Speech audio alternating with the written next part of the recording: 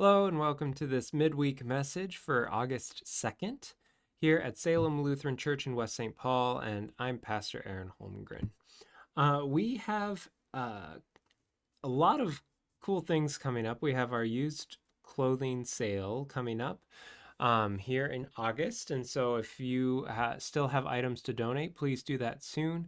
And you can help sort clothes on Wednesday nights and Thursday mornings. So um, keep that in mind over this final stretch before the sale begins. We also get to celebrate that our folks who went to Magome are back in the States. They made it safely to Chicago and have their one final leg into Minneapolis this afternoon. So, continued prayers for them for safe travel and for thanks that they made it this far and that they've had the experiences that they've had.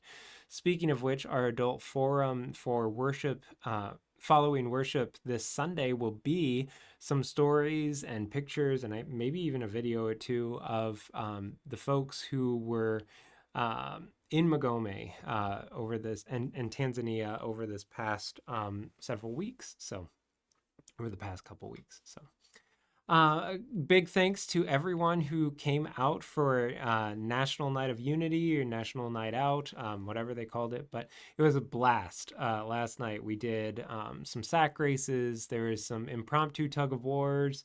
There was water balloon toss where we had some true pros out there showing their skills.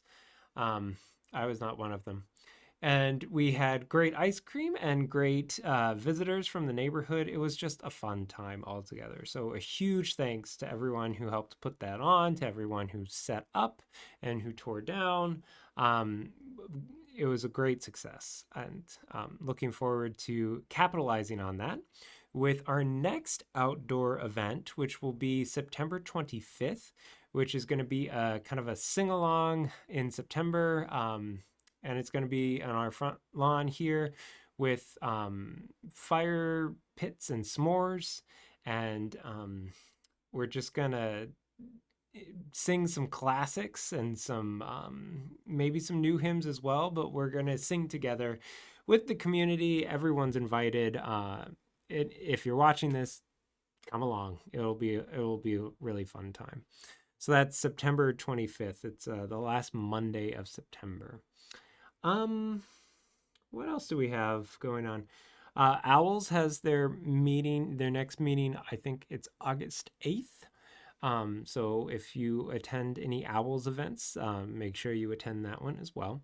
We're doing our drive for Moreland Elementary School school items throughout the month of August. There's a list of items that are needed in the narthex, and you can leave that in a bin in the narthex as well. You can sign up for a Wednesday night for hosting faith formation through the next curriculum year, starting in September, I believe. But Faith Formation, we host every third Wednesday of the month. So if you can attend that, please do, just to help out with the kids who are in confirmation and who are in kind of Sunday school age. It's nice to see adults from the community present at the dinner and potentially even helping out with the craft or activities. So if you can do any part of that, you can sign up for that in the narthex as well. We also have our prayer service, which is going to start Wednesday the 16th, I believe, and that will be at 9:15. The sanctuary will just be open to the public for anyone who wants to walk in and do a kind of a contemplative prayer service, a service of prayers and word. And that'll be utilizing new material from the All Creation Sings supplemental hymnal, and it will also be utilizing some silence and potentially the kneelers if within our pews as we experience prayer in a different time and in a different way. So all are invited to that as well. We have more things coming up than I can remember, and that's always a good sign. So I am grateful for just the active community that we have here. Oh, the labyrinth is being put in right now. The pavers are out, but not placed yet. So very excited for that to be kind of solidified and in our yard and here in the community for use by anyone. So if you know someone in the community who loves to walk, invite them to utilize our labyrinth for prayer, for meditation, or just for calming down and unwinding after a busy day or to start the day. Oh, and then we have our Bible study starting in September on Saturday. It's going to be a 5-part Old Testament series.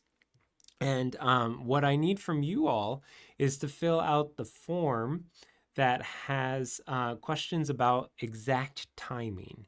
I want to make sure that we can be kind of the optimal time for as many people as possible. So I have a very quick survey out on timing for Saturday mornings so we can get that locked down. So I'm asking that you can do that in the next week if possible so we can get it solidified on the calendar. It'll be a 5-part Old Testament series walking through the entire Old Testament. And don't worry, we'll do it in chunks, not by individual book. But my plan is to do a 2-hour session, and that's part of the questions as well. But it gives us enough time to dig a little deeper than our normal Tuesday Bible study, and it will be structured a little different as well. So don't if you like the Tuesday structure and try out the Saturday structure, and if you don't like the Tuesday structure, try out the Saturday structure. It's going to be a little different. But I think that's it for the announcements. What I wanted to focus on today is our gospel text for this Sunday is the feeding of the multitudes. And this is, aside from the resurrection, the only miracle or act of Christ that is recorded in all 4 gospels. And that might seem surprising to you, but like each gospel has their own little stories that they love, that they highlight, and some of them are in all 3 of the synoptics, but not in John, because John's a little different. And there's a lot that are in John that aren't in the synoptics. But this one, the feeding of the 5,000 plus more, is in all 4. And there's a lot of speculation as to why that might be.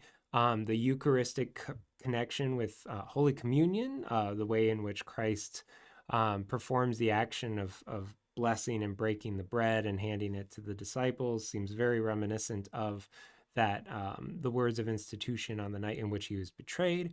And so it could be that this sign was rehearsed or told a lot in the early church as they broke bread together. It could be that the early church, looking at the very small group of people that they were worried about their resources. And so this was a fallback story, a comforting story, a foundational story for understanding that in Christ, even the small can do mighty things and can fulfill the needs of all in which they intend to serve. So there's that. And then it's just a really fascinating story. You can always get into the nitty gritty of like, well, how did it work exactly? But I think what we're hoping, sorry, I've watched a bird fly at the window. It did not hit it, don't worry.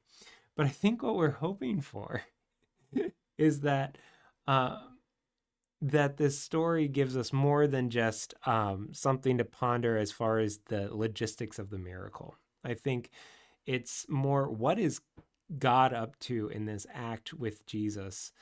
And in the Gospel of Matthew, it follows a disturbing text in which John the Baptist has been killed. And so Jesus goes out on the boat alone to mourn. The crowd goes out after hearing this news as well, to find hope. And when Jesus has compassion on them, he heals the sick And then he does not send them away, but he feeds them so that all are filled and that there is enough left over. So if this isn't an image of life in abundance, then I'm not quite sure what is. But what I love about this text is that all 5,000 people probably didn't come out there for a dinner party. In fact, I don't think any of them intended for that. They came out for good news. They came out for uh, help in their grief, for guidance in this crisis moment of their faith. They came out for healing. Some of them might have been dragged out there because they're part of a family that was going and they had to go, or maybe a friend was like, come on, you have to go. There are so many reasons why a group of that size would be gathered. And the ending of this story is that Christ had compassion on the crowd and all were filled. And so I think of the church as a random gathering of individuals with all kinds of needs, with some for healing, some for hope, some for just a meal, a full belly is all that someone desires.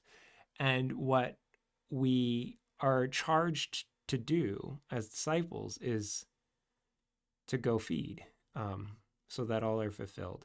So we have a mission here as church together, and with Christ as the one who is supplying us with the abundant amount of grace, we can truly do amazing things. So, as we ponder the feeding of the multitude, I hope you are pondering how we can mirror this image in our communities, both here in Salem and West St. Paul, and in your homes wherever you are. So, blessings on your day.